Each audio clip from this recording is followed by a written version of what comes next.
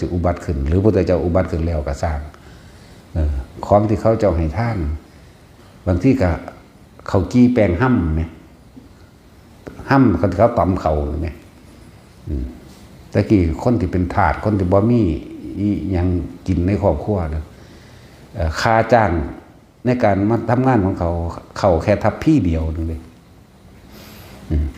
บัดนี้ก็นั่งไปฟัดบัดนี้ก็เอากระดงไปฟัดเขาเอาห้ำมันอยากบ่ล่ะเป็นเขาปลายเป็นห้ำเนี่ยเอามาเกือกกิ่งเอาได้บัดจังเอาไปจีไหมว่าสมัยนั่งวิสาขาหรือนั่งมัลลิกามันคนทุกคนยากมาก่อนเลยล่ะเขาก็ให้ท่านพวกนี้เลยเขาจี้จากว่าล่ะชุบห้ำแล้วก็ไปกี้มันเลยได้เป็น2 อันนึงไว้กินตอนเช้าอันนึงไปกินตอนนอนตอนเย็นนั่งสิพอดีเงี้ยนั่งมัลลิกาสมัยตะกี้ก็ดี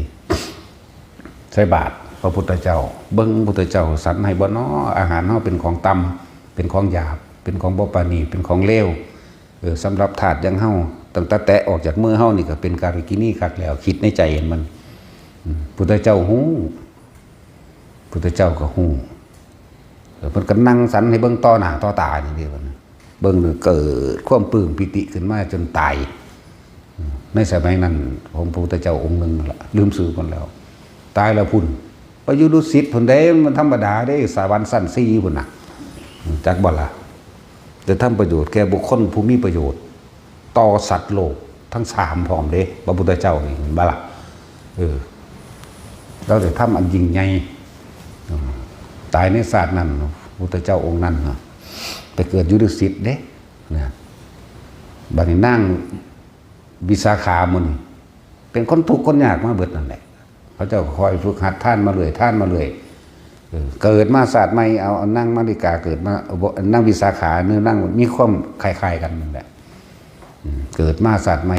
หรือนั่งอุตรามุนี่เกิดมาศาสตร์ใหม่พวกนี้มีประวัติคล้ายๆกันเด้เกิดเป็นลูกทาสเกิดมาศาสตร์ใหม่รวยได้บัดนี่เมื่อรวยแล้วกับ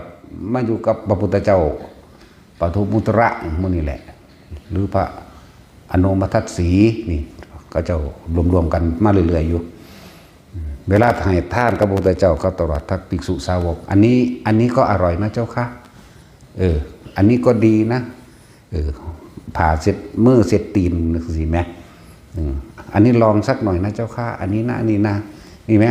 เขาเจ้าบ่พ่อในการให้ท่านเขาเจ้าเลยรวยมาตลอดนะสั้นแล้วเลยบอกพวกเข้านั่นนะเจ้าพระเจ้าอย่าไปอายดอกพวกเจ้ามีหัวใจที่ยิ่งใหญ่พุทธบาทเหมือนภาษา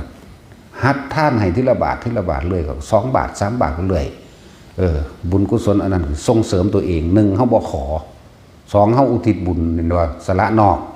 คือวัตถุสิ่งของอาหารยารักษาโรคทั้งที่อยู่อาศัยเงินกับเข้าไปอยู่ในเขตของปัจจัย4นี่แหละตลอดทั้งเครื่องอำนวยความสะดวกสบายจากบ่ล่ะเขาบ่ขอแล้วเขาก็อุทิศท่านในหมายถึงอุทิศผลท่านบุญกุศลกรรมดีให้แก่สรรพสัตว์ทั้งหลายถือว่าโดนต้นแหลบมารดาบิดานี่ญาติสายโลหิตปู่ย่าตายายลุงป้าน้าอาตลอดทั้งเจ้ากรรมนายเวรเมื่อเขาได้รับส่วนบุญส่วนกุศลนี่มันก็สะท้อนขึ้นมาหาเฮาเองนั่นแหละพอเฮาเฮ็ดเองนี่ท่านนอกคือให้คนนี่ใส่บาตรพระกระซังหรือช่วยเหลือบุคคลผู้อื่นกระช่างที่ท่านนอกตายเห็นท่านในบ่หวังผลสิ่งใดตอบแทนแต่ว่าอุทิศบุญก็อย่าว่าล่ะมันก็คอยร่ำรวยมาเองดอกเพราะคนบ่เคยให้ท่านมันสิเอาหยังมารวยเศรษฐีเดี๋ยวนี้อาจจะลืมตนก็ได้แม่นบ่ล่ะกินของเก่ากินขี้กินมูลเก่าเหมือนตอนนั้นใช่เศรษฐีอันปูของนางวิสาขาถ้าแม่นางวิสาขาบ่สอนบ่เทศเอานี่บ่พยายามมีความอดทนดึงเอานี่ลงนรกคนเด่นนั่นน่ะจากว่าล่ะเป็นคนขี่ตัวนี้ที่เหนียวบาดให้ท่านคุณก็ไปให้ท่านพวกนิคารนเดรธีพวกปาโตบำเพ็ญเพียรอีหยังแนวนั้นนะแต่ก็ล่ะนั่นแล้วเราก็มีปัญญาของเราแล้วก็ดึงทั้งผัวดึงเอาทั้งปูนั่นแหละมากลับกายให้เป็นสัมมาทิฏฐิให้ไม่เห็นธรรมให้ไม่เห็นความเป็นจริง จึงเอาตัวเองพ้นออกจากการเวียนว่ายตายเกิดได้นะนั่นแหละ แต่ถ้าว่าหูจักฝึกหัดให้ท่านไปทีละหน่อยเท่าที่เอาอยู่ใสมาหลายๆมาท่านเพราะว่าเจ้าของบ่ท่านมันก็เลยถูกสะก้อนที่แหลกเนาะนั่นแหละท่านเขากี้ก็เลยเป็นเมียพระราชาคนนี้ล่ะ แล้วเป็นเด็กหน่อยนึงเด็กแต่ที่แหลกนั่งแต่จะบอกเรื่องนั่งมานิกาตอนเป็นเด็กหน่อยก็ดี6-7 ขวบประมาณนี้นะสั้นแล้วก็ให้ท่านมาเรื่อยแหละแล้วก็ได้ฟังธรรมพระพุทธเจ้านำนั่นแหละสุดท้ายแล้วพระเจ้าประสิทธิ์ก็มาเอาไปเป็นเมียเนี่ยก็เป็นมเหสีมันได้ละเป็นผู้เลิศทั้งปัญญาพร้อมทั้งฆราวาสนางอุตรามื้อนี้โอ้ประวัตินางอุตราเนี่ยธรรมดาบ่ เป็นอย่างเขานั่งซิริมาเอาน้ำฮ้อนน้ำเนยใสฮ้อนสาดหัวลาดหนาเราคือบอกฮ้อนแต่ก็ละพูนแต่สมัยใดล่ะแล้วก็รวยมัตตะเกาของเราดอกนี่รัดเอาบ่ท่านเอาต้นถูกเอาต้นรวยเวลาพระไปเพิ่นนิมนต์พระไปสันในบ้างในบ้านเพิ่นเองนั่นนะอาหารของอยู่ของกินจุ๊บจิบแล้วอันนี้ก็อร่อยนะเจ้าค่ะอันนี้อีกหน่อยนะเจ้าค่ะเอาชิมนิดหน่อยนะเจ้าค่ะผ่าอันนี้กับผ่าเช็ดมืออันนี้ผ่าเช็ดตีนบัดนี้ก็มีทั้งน้ำร้อนทั้งน้ำเย็นเด้เอาให้เสร็จแล้วทั้งน้ำร้อนทั้งน้ำเย็นแล้วก็เพิ่นก็ให้คนใส่ของเพิ่นตักน้ำไปภิกษุอาบน้ำนี่ให้พอดีอย่าให้ร้อนจนเกินไปและอย่าให้เย็นจนเกินไปนี่แล้วแต่เพิ่นก็อุทิศว่าผลทานบุญกุศลกรรมดีจนถึงแด่สรรพสัตว์คือกันแต่คำว่าร้อนอบอ้าวอย่าให้มีแก่หมู่เราภิกษุทั้งหลายเหล่านี้ด้วยเถิดนี่เห็นบอกแล้วแถมอยู่เลยเด้คำว่าร้อนคำว่าอบอ้าวคำว่าไม่สบายทั้งกายทั้งหลายอย่าจงมีแก่ภิกษุเลยเอาแล้วตลอดทั้งพระพุทธเจ้านั่นแหละเดี๋ยวผลมันนี่ก็ยังตามมาแล้วก็แผ่เมตตาตลอดเด้ตอนที่นั่งซิริมาเอาน้ำเนยใสกันนะหาดหดหนาเล่าแล้วก็นึกคำแผ่เมตตาหากข้าพเจ้าโกรธหญิงคนนี้ไม่เพียงนิดเดียวนึงขอให้น้ำนี้จงทำลายหน้าข้าพเจ้าได้เลยนะหากข้าพเจ้าไม่โกรธนี่เห็นบอกเราแผ่เมตตาแล้วก็นึกถึงผลท่านนี่ของเรามานั่นแหละแล้วอุทิศบุญพร้อมมันนะเดินมาแผ่เมตตาคือเราให้อภัยนะให้อภัยนั่งสิริมาแล้วเขาก็เอาน้ำมันห่อนตักสาดหนาเล่าที่2 ขันพุ่น2 กระโปงพุ่นละมันจะกระโปงก็ได้ตะกี้มันเป็นกระบวยคนรวยตะกี้เขาเอาไม้มากลึงเห็ดเห็นปะเอาไม้มากลึงเห็ดแบบกระบวยตักน้ำตักเข่านะขันในห้องน้ำพ้นตะกี้ที่มันยาวๆมากแต่ว่านี่เขาเห็ดเป็นกระบวยมันจักบอกว่าสำหรับตักของห่อนนั่นแหละแล้วก็อธิษฐานจิตในเราก็ศาสตร์ใช่แล้วก็เย็นเฉยเห็นปะพูดละจากอานิสงส์ต่างๆมากจนว่าเท่าสุมือนี่แหละบัดนี้พวกขาทาสบริวารคนใส่โมโหที่ลุ่มทำลายนางสิริมาที่แล้วก็แลนเข้าไปกอดหุ่มเข้าไว้ได้อย่าทำร้ายนางเขามีบุญคุณกับข้าพเจ้าเอ้ยกูบังเล่กูตบปากมันกับคัก โอ้มันงามบ่ตบดอกเนาะตาสิน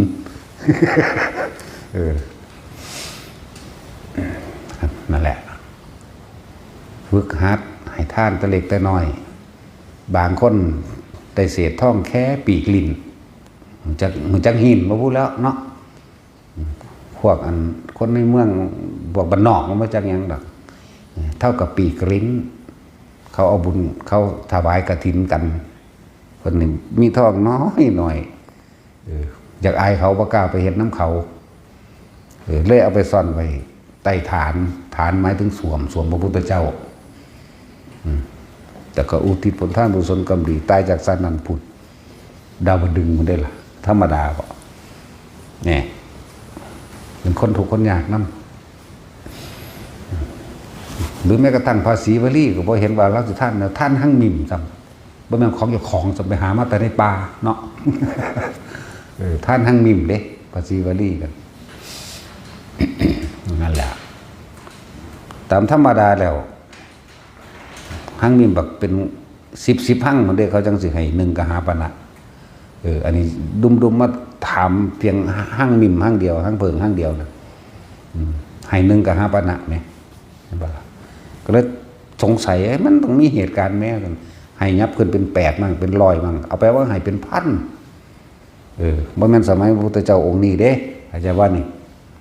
ภาษีวลีนั่นน่ะพูนพระพุทธเจ้าอัญญาโกณทัญญะพุทธเจ้าพุ่นเด้พระโกณทัญญะพุทธเจ้าพุ่นน่ะแต่สมัยพุ่นเด้นั่นน่ะไล่เบิ่งดิรวยมาเลยตัวนั่นแหละประมาณนั้นแหละถ้าสิชื่อซื่อบ่เพิ่นบ่ชื่อซื่อเพิ่นได้หรือบ่ได้ผิดหรือบ่ผิดก็ว่าไปนั่นแหละก็เลยว่าพุทธเจ้าองค์นั้นซะไปสัตว์ จังบ่ผิดพระเจ้าองค์หนึ่งหรือพระเจ้าองค์นั้นแล้วซื้อ1,000ก็บ่ขายบัดนี้มาเบิ่งแล้วโอ้เรียกว่ากษัตริย์ผู้ทรงธรรมกษัตริย์ผู้มีศรัทธาในพุทธศาสนาทำท่านแข่งกันกับชาวบ้านชาวเมืองในยุคนั้นกษัตริย์แพ้เด้เพราะว่ากษัตริย์บ่มีหั่งเพิง จริงๆเขาหาได้บ่หาได้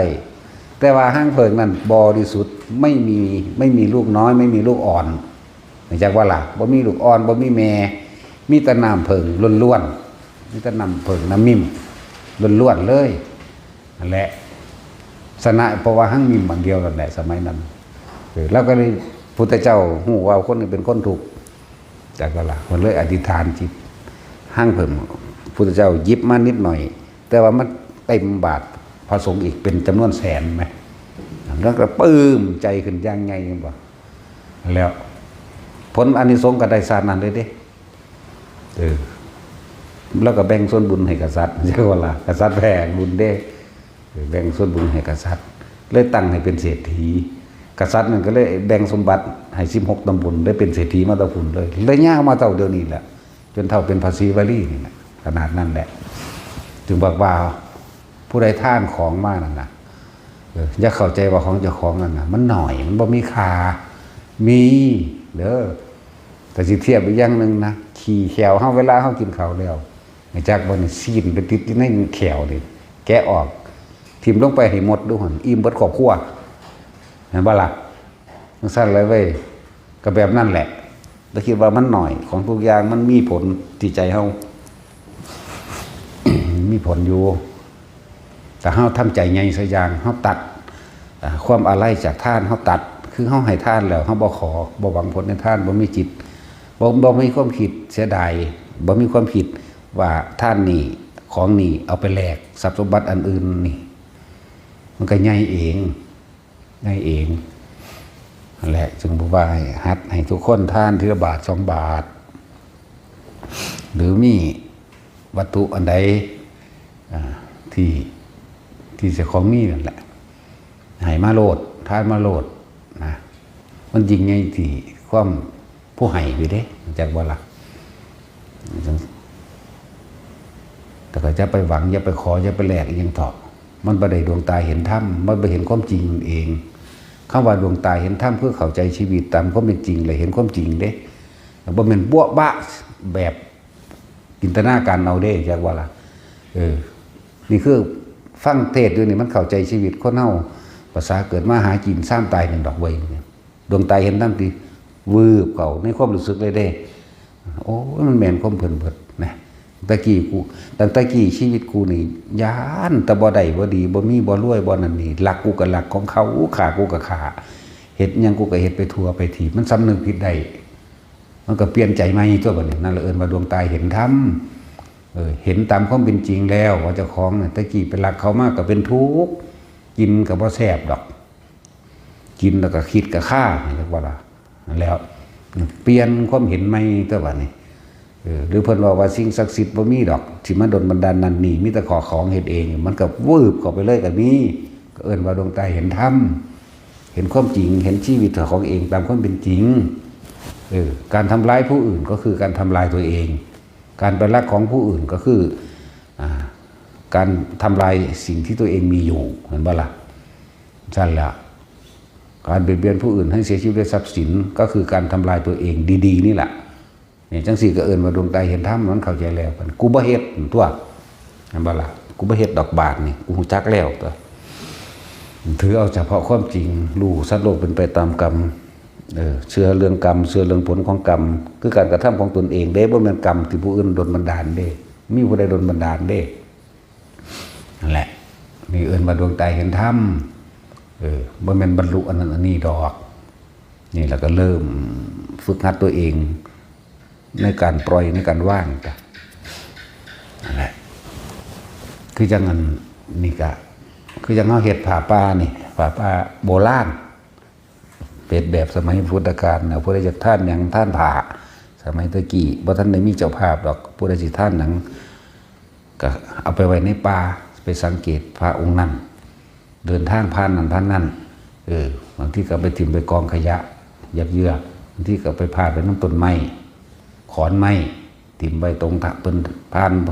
เพิ่นทางสิอธิษฐานเอาดอกนะบางสุคนเอาดอกต่อมาก็นั่งวิสาขานว่ามาเป็นเจ้าภาพเข้าใจว่าล่ะถวายผ้าอาบน้ำฝนก้อนโมส่วนถวายผ้าไตรกันเป็นแม่ใหญ่ยังล่ะแม่เลี้ยงนะอย่างน้อภิกษุณีองค์แรกนะฮะบ่แม่นนะบ่แม่นนั่งจีสานะบัดนี้คิดว่าออกเว้ยเนาะประชาบดี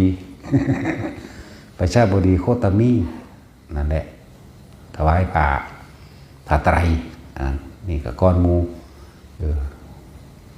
บัดนี้สำหรับเฮาเองนะ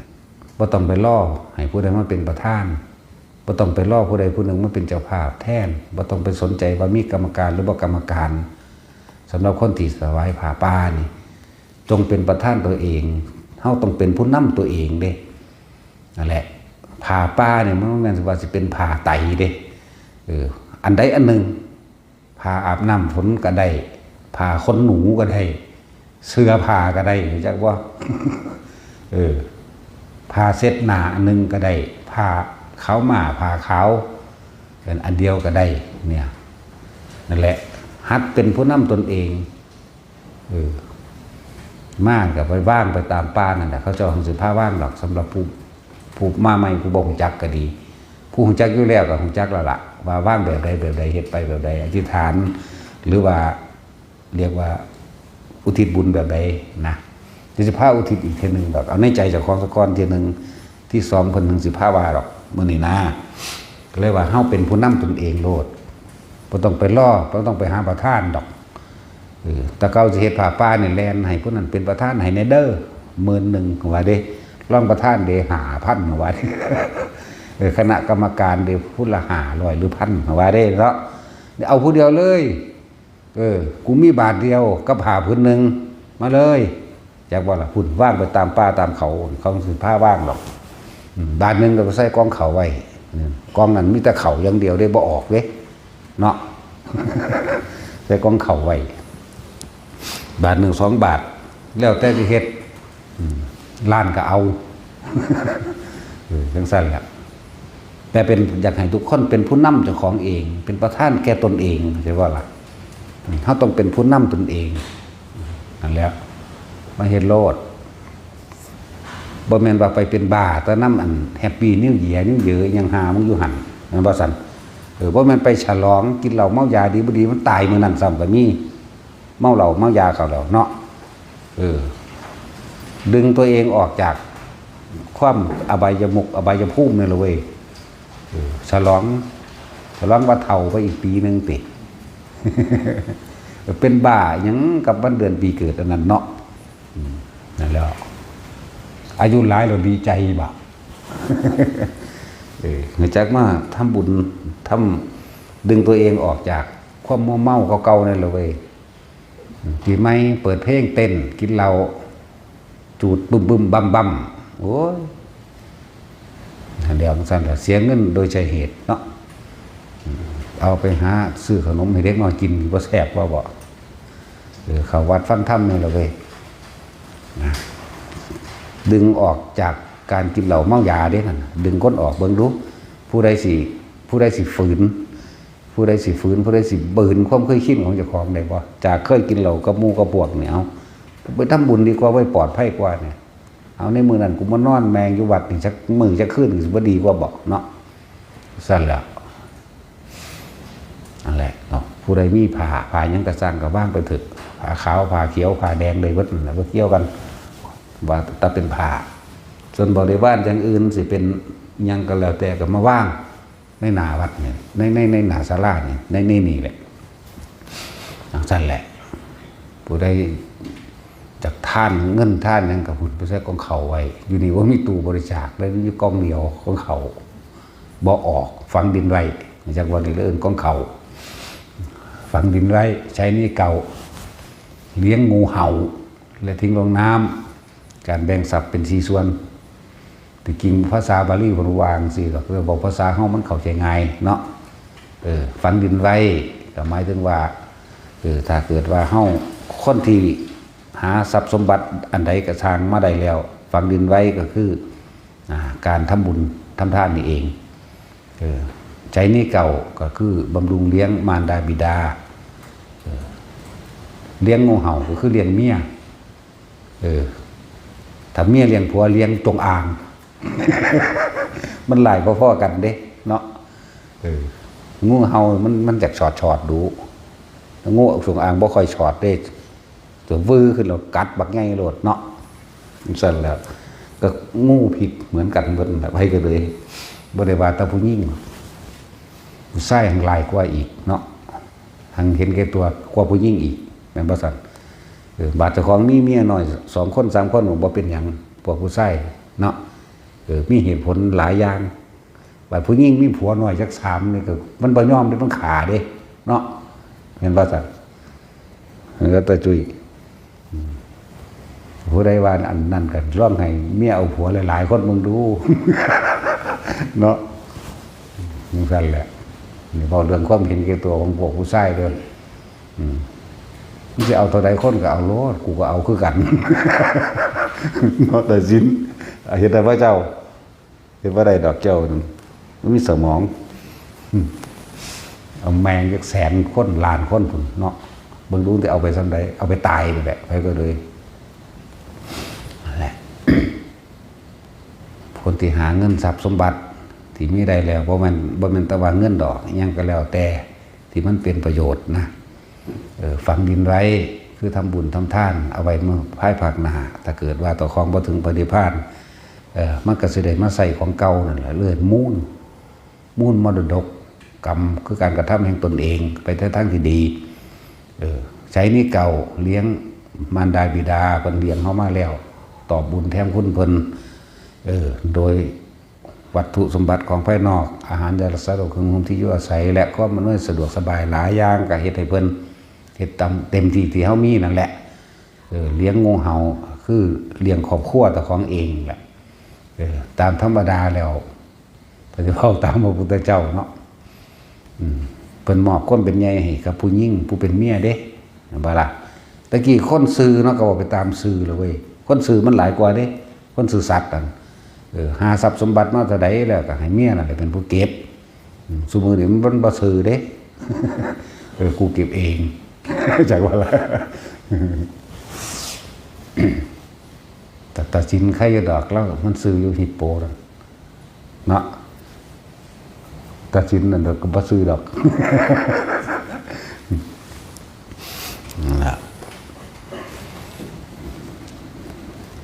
เดินไปเลี้ยงงูเห่าแต่ว่าให้มันก็จมนั่นว่าล่ะแต่ของเองบอกผู้ชายเป็นงูจงอางเด้อเขาบ่ได้ว่าถึงแต่ผู้หญิงเป็นงูเห่าเด้บักจงอางใหญ่เลยเด้นั่นน่ะอาศัยว่ามึงใหญ่กว่ามึงกัดมันขาตายเลยเด้เนาะสั่นแล้วทิ้งลงน้ำก็หมายถึงว่าซื้อกินมั่งอย่าอดเกินไปถึงเหมือนสิถีขี่ที่ไรอันนี้แหละเจ้าปท ธรรมะพื้นฐานของแต่ละชีวิตแต่อยากอยู่สุขสบายหาเลี้ยงรูปร่างกายไปซ้ำตายนะเพราะท่านได้ถึงขันอริยะก็ต้องเป็นไปแบบนี้แหละถ้าผู้ใดเห็นโทษแห่งความเกิดแล้วเข้าใจเชื่อมั่นในตนเองเชื่อมั่นความจริงในธรรมที่เพิ่นแสดงมาแล้วฝึกหัดบรรตดดัดตนเองคมตนเองให้มันได้ชนะความเคยชินตนเองว่าชนะใจตนเองชนะคนทั้งโลกมันไม่เท่าไหร่แต่ว่าชนะที่ยิ่งใหญ่คือการชนะใจตัวเองในความเคยชิน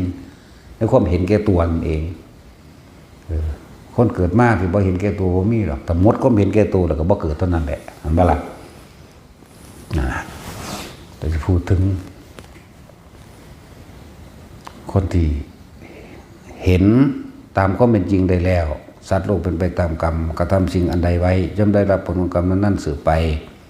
เห็นตามความจริงแล้วว่าไม่มีสิ่งศักดิ์สิทธิ์ใดๆในโลกหรือนอกโลกจะดลบันดาลให้ผู้ใดสุขได้ทุกข์อันได้ตนแลเป็นที่พึ่งของตนเท่านั้นสิ่งทั้งหลายทั้งปวงมีความเกิดขึ้นแล้วเป็นธรรมดามีความเสื่อมสลายแตกดับเป็นธรรมดาคนเกิดคนตายสัตว์เกิดสัตว์ตายต้นไม้เกิดต้นไม้ตายเกิดมานี่มีแต่ทุกข์เท่านั้นมีแต่ทุกข์กับทุกข์เท่านั้นหาสุขไม่ได้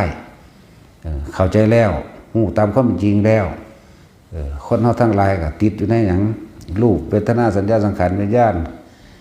ประกอบไปด้วยราคะความยินดีพอใจสัตว์ทั้งหลายเป็นไปตายเกิดเพราะความยินดีความหลงไหลในรูปในรสในกลิ่นในเสียงนี่เองเห็นแล้วกูต้องชนะใจตรงนี้ให้ได้ราคะเป็นเหตุให้เกิดโทสะโทสะเป็นเหตุให้เกิดโมหะโมหะเป็นเหตุให้เกิดราคะหมุนกันไปหมุนกันมาในสามอย่างเนี่ยปริบัติสามหมุนเวียนกันไปราคะโทสะโมหะราคะโทสะโมหะร่วมแล้วเป็นก้อนเดียวกันอยากว่าล่ะถ้าออกจากอันใดอันหนึ่งได้มันก็ออกได้เบิดนั่นแหละแล้วมีอาการปริบัติ12อวิชชาเป็นปัจจัยมันเกิดสังขารสังขารเป็นปัจจัยมันเกิดวิญญาณวิญญาณเป็นปัจจัยเกิดนามรูปนามรูปเป็นปัจจัยเกิดอายตนะอายตนะเป็นปัจจัยเกิดผัสสะผัสสะเป็นปัจจัยเกิดเวทนาเวทนาเป็นปัจจัยเกิดตัณหาคือความอยากนะเป็นปัจจัยเกิดอุปทานคือความยึดอุปทานเป็นปัจจัยมันเกิดภพคือความรู้สึกพอใจมากและไม่พอใจภพเป็นปัจจัยให้มันเกิดชาติเป็นปัจจัยมันเกิดชรามรณะโสกปริเทวทุกข์นี่เห็นบ่นี่ถ้าขึ้นมาเกิดแล้วมีแต่โสกปริเทวะเทวทุกข์ทุกข์ยังรุนแรงคำว่าเทวทุกข์จักบ่ทุกข์คูณ2ทเวหรือเทวะนี่ทเวนี่แปลว่า2มีแต่ทุกข์กับทุกข์เท่านั้นหรือว่าทุกข์เท่านั้นที่เกิดขึ้นทุกข์เท่านั้นที่ดับไปทุกข์เท่านั้นที่เกิดขึ้นบ่มีสุขเด้สุขนั้นพวกเขาหลงนั่นแหละหลงโมหะคุ้มจิตหลงนั่นแหละแต่เฮาหูตามความเป็นจริงอันนี้แล้วนี่ราคะโทสะโมหะนี่หมุนหลอกหมุนเวียนมีอาการโดยข้อความบรูเข้าใจปฏิจจสมุปบาทเข้าใจความคิดของเจ้าของเริ่มต้นจากใสแต่ว่านะแต่หูแนวนี้แล้วบัดนี้จึงบอกคืออีกอย่างหนึ่งแต่ละคนใหญ่แล้วเรียนรัดเอาบ่ฮัดแต่ไปหูยังได้มากมายทั้งเบิดก็ได้หรอกเห็นบ่หูว่าเกิดหูว่าตายหูว่าเกิดแล้วต้องแก่ต้องเก็บต้องตายเท่านั้นหูว่าสัตว์ทั้งหลายเกิดมาแล้วต้องพัดพรากจากสิ่งที่รักเท่านั้นหูว่าเกิดหูว่าดับแล้ววิธีเลี่ยนรัดเอาเลี่ยนแบบไหนกับฝึกหัดด้านตนเองเพิ่งก็บอกอยู่แล้วหลักสูตรคืออานาปานสติลมหายใจอยู่ในสติปัฏฐาน4ทั้งสิ้นละแต่ที่เบาเรื่องให้ทุกคนเข้าใจง่ายๆหาย่างนี่รูปเวทนาสัญญาสังขารวิญญาณที่นี่เฮาเกาะตัวใดตัวหนึ่งเพิ่นเรียกว่าสติปัฏฐาน4กายเวทนาจิตธรรมนี่กายก็เป็นรูปอยู่แล้วเห็นบ่กายก็ต้องมีเวทนาอาศัยอยู่ในนี่มีสังขารมีความคิดปรุงแต่งนึกอาศัยกายนี่แหละเข้ามาในนี่เวทนาสัญญาสังขารความคิดวิญญาณก็รับรู้แห่งความรู้สึกอยู่นี่วิธีมันก็ถ้าเฮาเข้าใจแล้วนะสติปัฏฐาน4หรือวิธีละขันธ์5ถ้าเฮามีสติรู้สึกตัวอยู่กับเพียงแค่ลมหายใจเข้าออกนี่รูปบุคคลสัตว์สิ่งของเราก็ไม่ไปคิดถึงเข้าใจบ่เวทนาก็ย่อมก่อนขึ้นไม่ได้นี่ เวทนาหมายถึงพอใจมั่งไม่พอใจมั่งเกิดขึ้นไม่ได้สังขารความคิดปรุงแต่งก็ปรุงไปไม่ได้เพราะมันอยู่ในโลดมันอยู่ในลมหายใจนี่รูปนี่เวทนานี่สัญญานี่สังขารนี่วิญญาณหมายถึงรับรู้เอาความรู้สึกพอใจไม่พอใจมันก็เกิดไม่ได้มันอยู่แค่กับลมหายใจเข้าใจว่าบาดนี่วิธีทำง่ายๆเนี่ยเดี๋ยวแบบนี้ผู้เพิ่นละได้ผมก็ละขันธ์ห้าจากบ้านนี้อุปทานขันธ์ห้านี่แหละรูปตัวเองกับบ่ยึดเพราะว่าลมหายใจนี่คือกายในกายหนึ่งก็เลยอยู่กับลมบ่มีรูปร่างลักษณะท่าทางบ่แม่นสัตว์บ่แม่นบุคคลบ่แม่นสิ่งของเข้าใจบ่สตินึกรู้สึกตัวอยู่กับเพียงแค่ลมหายใจเข้าออกเวทนาเกิดไม่ได้สัญญาเกิดไม่ได้สังขารเกิดไม่ได้วิญญาณเกิดไม่ได้อยู่มองหนีเลยที่บอกทุกคนว่าเกิดยังกันกระสร้างพวกเจ้าตัดเข้าลมหายใจเอาแค่นี้มันที่ไปใสเดี๋ยวนี้ทำให้บ่อยทำให้มากทำให้เกิดความเคยชินเมื่อชินแล้วมันก็ญาณะก็มีญาณยังรู้กับรู้ด้วยตัวเองเนี่ยรู้ความคิดแต่ของกำลังไปคิดถึงผู้นั้นดึงปั๊บก็มาลมตัดออกหรอเบิดรูปหรอเข้าใจบ้าล่ะทั้งรูปตัวเองและรูปบุคคลผู้อื่นหายเบิดแล้วนะ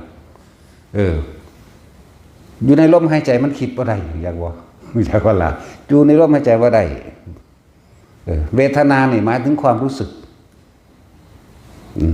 ก็ในเมื่อมันคิดว่าได้มันจะเอาความรู้สึกพอใจเราพอใจมาเกิดอย่างใดอย่างใดสุขและทุกข์ย่อมเกิดขึ้นไม่ได้เห็นว่าล่ะมันก็เป็นอุเบกขาของมันอยู่นี่แหละอยู่ในลมหายใจเขานี่สัญญาก็ถูกดับไปตัวมันบ่คิดไหมที่จริงเวทนาสัญญาสังขารวิญญาณก้อนเดียวกันเด้อ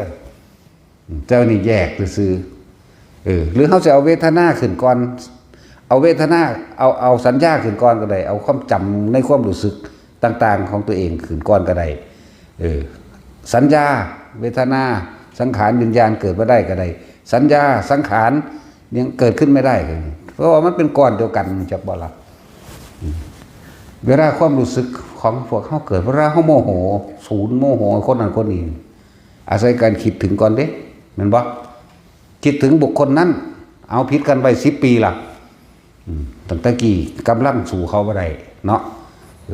มีความน้อยอกน้อยใจหรือปมใดอย่างหนึ่งเฮ้ยกูจะกลับไปขึ้นไปสัตว์มันขึ้นจะบ่นะนั่นคิดบ่ล่ะคิดถึงเรื่องราวที่เคยทะเลาะบ่แว้งกันแล้วสู่เขาบ่ได้คิดบ่ล่ะคิดถึงรูปไหมรูปร่างลักษณะท่าทางของบุคคลนั้นนั่นคิดได้ป่ะนี่เวทนาไม่พอใจไม่พอใจก็ปรุงแต่งไปเลยวิญญาณไปว่ารับรู้ความรู้สึกบ่ว่าวิญญาณนอกบ่ว่าวิญญาณในเด้เวลาเข้าโมโหนี่วิญญาณนอกคืออย่างร่างกายก็แสดงเลือดพล่านเนาะใจเต้นสั่นแห้งหน้าแดงขึ้นกัดแขวกัดข้างบุยใบปากนั่นบ่ซั่นวิญญาณในอย่างความรู้สึกอยู่ในหันแหละจักว่าล่ะอะไรจึงบอกว่าอธิบายให้พวกเจ้าเข้าใจอีกนัยยะหนึ่งอีกหนึ่งแนวทางร่อนเก่านั่นแหละอังคนเราคำเบาคือจากบ่ล่ะแต่เฮาอยู่ในสติระลึกรู้สึกตัวอยู่กับเพียงแค่ลมหายใจเข้าออกแล้วก็บ่ต้องไปตามลมเข้าไปทางในแต่ผู้ใดรู้จักสูดลมหายใจเข้านี่ให้มันเย็นแค่อยู่ในโพรงจมูกทางในนี่แหมเอามือทังเข้าไปทางในบางเบิ่งไงนี่ทังให้มันบ่สักกึกเข้าไปในนี่ทางในมันทังเข้าไปบ่ได้มันนิ้วใหญ่ต้องหานิ้วน้อยๆทังอยากว่าเลยให้มันมาหยุดกึกอยู่แค่มองดังหักเข้านี่แม่นี่นะก็ออกเข้าออกอยู่นี่เข้าใจบ่นี่สูดลมเข้าไปเบิ่งมันบ่มีความคิดในตอนสูดลมเข้าไปนั่นเข้าใจบ่นี่แม่นออกมากก็ตามจักบ่ล่ะแน่แต่มันบ่มีความคิดแล้วความรู้สึกหรือความพอใจบ่พอใจจะเกิดไปเองเลยอย่าลืมว่าเวทนาสัญญาสังขารวิญญาณคือสิ่งเดียวกันจะบอกนะถ้ามีสิ่งหนึ่งก็ต้องมีสิ่งหนึ่งถ้ามีสัญญาก็ต้องมีเวทนามีสังขารถ้ามีสัญญาก็ต้องมีสังขารนี่ถ้ามีเวทนาเขาเพราะมีสัญญาเพราะมีสัญญาเนี่ยแหละจึงมีสังขารเพราะมีสัญญาแหละจึงมีวิญญาณจะบอกนี่เป็นก้อนเดียวกันเด้อนี่คือปฏิจจสมุปบาทอีกอันหนึ่งจะบอกนี่เพราะสิ่งนี้มีสิ่งนี้จึงมีมัสมิงสติต้องเพราะมีสัญญาจึงมีสังขารสังขารมาจากสัญญาสัญญาก็มาจากสังขารวิญญาณมาจากสัญญามาจาก4อย่างนี่แหละนี่เพิ่นแยกให้มันละเอียดจากวันแต่เฮาอยู่ในลมหายใจมันบ่มีหยังเลยล่ะ ความคิดเกิดขึ้นบ่ได้เนี่ยอัตถไล่ตามรูปแบบเรียนหนังสือนี่หลักสูตรเพิ่นว่ารูปเวทนาสัญญาสังขารวิญญาณนั่นบ่รูปร่างกายเฮานี่ล่ะรูปก็เลยบัดนี้เฮาตัดรูปออกตัวเฮาบ่คิดถึงรูปบัดนี้เฮามีแต่สตินึกอยู่กับลมหายใจเนี่ยเวทนาก็เกิดขึ้นมาได้สัญญาเกิดขึ้นมาได้สังขารเกิดขึ้นมาได้วิญญาณเกิดขึ้นมาได้จิตไม่มีที่ตั้งพบมันก็ดับทันตัวคำว่าจิตบ่มีที่ตั้งอารมณ์นั่นแหละเป็นที่ตั้งแห่งจิตแต่ว่าก่อนที่เกิดอารมณ์เกิดถึงจากความคิดที่ไปคิดถึงบุคคลสัตว์สิ่งของนั่นแหละเอิ้นว่ารูปคิดถึงรูปแต่วันนี้เวทนาสัญญาสังขารอย่างก้อนเดียวกันเด้ออุปทาน4นี่เขาจะว่านี่อุปทานขันธ์4นี่ทุกข์อยู่ในขันธ์5ทุกข์อยู่ในขันธ์4ทุกข์อยู่ในโลกนี้ลงค่อยผู้เดียวใจนั่นแหละค่อยอยากว่ามันเฮ็ดจังใดเฮาสิบ่ให้มันเกิดความรู้สึกเพิ่นก็เลยใส่วิธีหลอกความคิดให้มาอยู่กับลมหายใจถ้ามันอยู่กับลมนิ่งแน่เขานิ่งแน่เขาความรู้สึกอันเป็นอุเบกขามันก็เกิดคืออาการปิตินั่นแหละเมื่อมีอาการปิติเกิดนัตติสันติปรมังสุขขังสุขใดจะเสมอด้วยความสงบไม่มีทั้งตัวมันสิคอยเห็นดอกมันสิคอยจับความคิดได้ดอกนาโอ้มึงคิดไปหันเดี๋ยวน้องมึงเป็นทุกข์นั่นอย่าบ้าล่ะแต่มันก็เห็นดอกสาเหตุแห่งทุกข์จริงๆคือความปรารถนาสุขนั่นมันก็เห็นไปเรื่อยของมันประท่านของมันทันตัวนั่นแหละลมหายใจเขาออกความคิดมันบ่ไปความคิดบ่บ่ไปคิดถึงไผสัญญาเกิดบ่ได้แน่ความปรุงแต่งต่างๆก็เกิดบ่ได้อีกเหมือนว่าสัตว์วิญญาณก็เกิดบ่ได้รูปเวทนาสัญญาสังขารวิญญาณเกิดขึ้นมาได้นั่นดับเลยล่ะถึงว่าจิตไม่มีที่ตั้งทำให้บ่อยทำไม่มากทำมีชิ้นผู้ใดอยู่ในอานาปานสตินี่นะบ่อยมากชิ้นผู้ใดเฮ็ด100%ก็ได้เป็นอรหันต์จักบ่ล่ะในขณะมีชีวิตอยู่ผู้ใดเฮ็ด75%ก็ได้อรหันต์ในขณะที่ใจขาดตายจักบ่นึงผู้ใดเฮ็ด50%ก็อาจจะได้อนาคามีจังสั่นตัวนั่นแหละผู้ใดเฮ็ด25%ก็เพื่อฟุกไว้เนาะแต่ว่าหลวงปู่ดูลเพิ่นว่าพวกจิตตกกระไดพลอยโจรก็มีเด้พวกนี้ทำมื้อนึงมึงจัก 3-4 เวลานะเวลาที่1ก่อนที่จะหลับเวลาที่2ก่อนที่จะลุกเฮ็ดให้มันเคยชินในสติตื่นปั๊บเข้าล้มเองปั๊บนั่นนี่แต่ถ้าพวกช่วงพวกเจ้าสิตายในระหว่างพวกเจ้าก่อนที่จะหลับอยู่ในลมหายใจนี่กับตอนที่จะลุกนี่พวกเจ้าตายในระหว่างนี่มันไปเลยเด้บางคนได้นาคาบางทีบางคนได้อรหันต์หมดเด้อมันเป็นแต่เฮ็ดเอาคือหยังนี่เด้บัดนี้นั่นแหละเฮ็ดเอา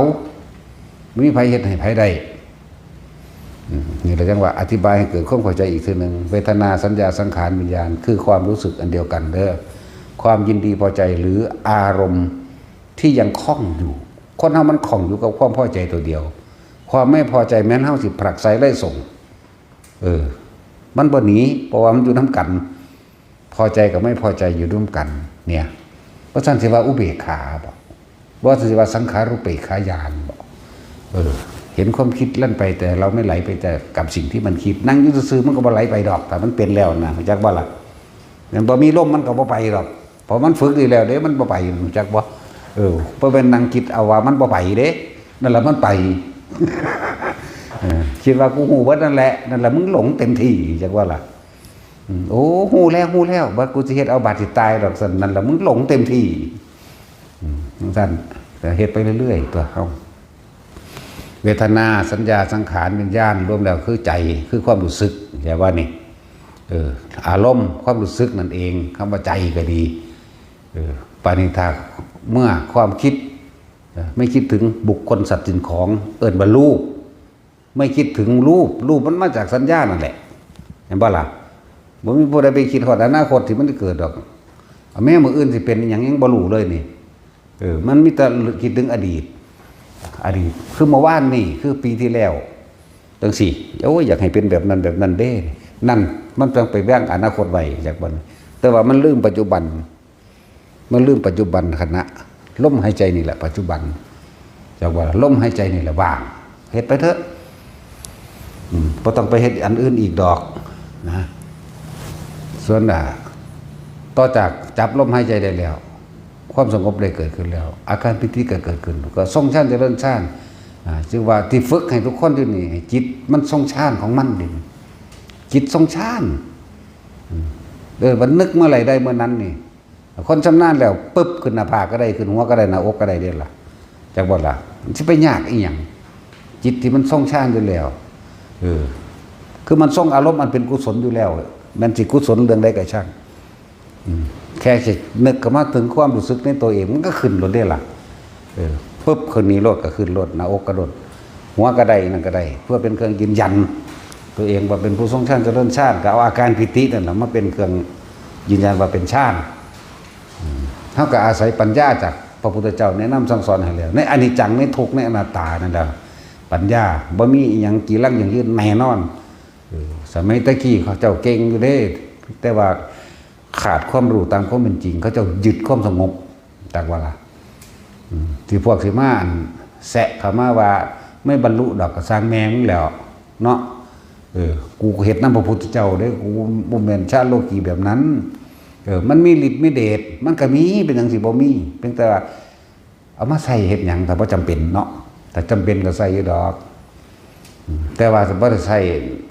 เพื่อให้ผู้ใดมาหลงงมง่ายดอกมันบ่ล่ะเฮ้ยจะไปเว้าเถอะตายคือเก่าแมงคือเอาแหละสอนอีหยังดอกเนาะพระโมคคัลลาเป็นผู้มีฤทธิ์ก็หมู่ตัวในเรื่องพระสงฆ์เนาะคือเขาคือขาตายอยู่กับกรรมเจ้าของเองได้เฮ็ดเองก็ดีเนาะมันก็แล้วเขาก็เรียกว่าได้สะอ่อนแนวมื้อนี้นะพระสิเว้าเหาะได้ก็สร้างหิแมงดอกเนาะกูก็หอมาคือกันนี่แหละแต่กูบ่ทันบวชกูก็เลยฝุ่นเด้เฮ็ดอะไรแต่ฝุ่นเด้เนาะต้องบอกตอนนั้นเพราะฉะนั้นตอนนี้มันสิมีคนมาแสะอีกมันเตะปากคนอีกสั่นแล้วก็บ่เห็นว่ามันสิแล้วกับเขาย้อนไหมเนาะหอไปหาปลาก็บ่ได้นั่นเป็นกิเลสเนาะตัดสินกูขี่รถไปหาอยู่หามึงนี่ว่างจิตบ่เป็นกลางมันไปบ่ได้อีกทีเดียวมันนั่นน่ะบ่ธรรมดาเด้นั่นแล้วก็บอกตัดสินภาวนาจากเบิ่งนี้เบิ่งดากเขาบ่แต่ว่าถ้าอยากบ่เห็นเด้ ถ้าว่าอยากมันจะเห็นเด้จังซั่นแล้วเอาว่าตัดสินก็สิสอนให้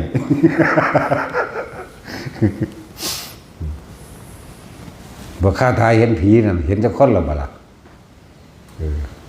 เพราะแต่เห็นแล้วดันป่วยบ่เศร้าจักเทื่อก็ลงพิธีเห็นบ่ล่ะมันแปลกประหลาดเด้เนาะโอ้ยสาเด็กน้อยบ้านก็ทำท่าไข่คือโอ้ยเนาะกูพอตายไปแห้งก็คือบ่ไข่จักเทื่อได้เนาะ แต่ว่าอย่าลืมเด้อบาดตายเลยเด้บ่ป่วยเด้อันนี้ พวกเจ้าอย่าประมาทไปเด้บาดตายเลยบ่มีไผหูเมื่อน้ำข่อยเด้ว่าบ่ได้มาแสดงความป่วยบ่ได้เห็นเด้กับมันบ่แสดงเองนำมันเนาะดังแล้วต้องใจเข้มแข็งตัวอย่าไปโอดโอยกับพวกผู้ป่วยนั่นนี่เฮ็ดคือบ่ป่วยนี่แหมเฮ็ดคือบ่ไข้นี่แหมอุ้ยภาษาของพระสำนันเนาะมันก็สิไข่มาจากไสคิดว่ามันบ่ไข่แล้วมันก็บ่ไข่บ่ป่วยทั้งตัวอันนั้นใส่ความคิดอยู่อยากว่าล่ะคิดว่ามันบ่เก็บมันก็บ่เก็บทั้งตัวเนาะผีก็คือกันคิดว่ามันมีก็มีอยู่ในความคิดพวกเจ้านั่นแหละเอาบัดนี้บอกจริงๆจังๆคนเฮาแต่บ่คิดถึงบุคคลสัตว์สิ่งของความรู้สึกเห็นว่าเอาสังขารขึ้นก้อนก็ได้เห็นว่านี่เอาความคิดขึ้นก้อนก็ได้ความคิดก็ต้องปนไปด้วยสัญญาเด้แม่นบ่ล่ะ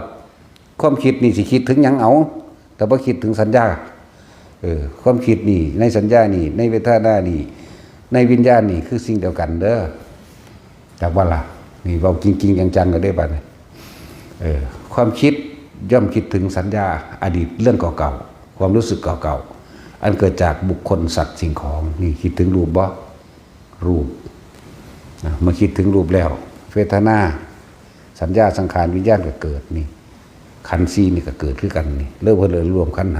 5บัดนี้เฮาบ่คิดถึงอีหยังเลยบุคคลสัตว์สิ่งของบ่คิดถึงแต่คิดถึงลม สติคิดถึงการลมหายใจเวทนาเกิดบ่ได้สัญญาเกิดบ่ได้สังขารเกิดบ่ได้วิญญาณเกิดบ่ได้พบดับบัดนี้เราก็เฮ็ดให้มันชินเนี่ยละเว้ยมันชั่วขณะหนึ่งมันจะจับจุดบ่ได้แต่ว่าทำให้มากทำให้บ่อยทำให้ชินเดี๋ยวก็เกิดสิ่งที่บุญดังย่างคือความรู้เกิดขึ้นมาเองดอกรู้ก็รู้ได้ตนเองนะรู้ตัวนี้บ่ได้สามารถเอาให้ผู้ใดๆเด้รู้ว่าว่างมันเอาให้ไผบ่ได้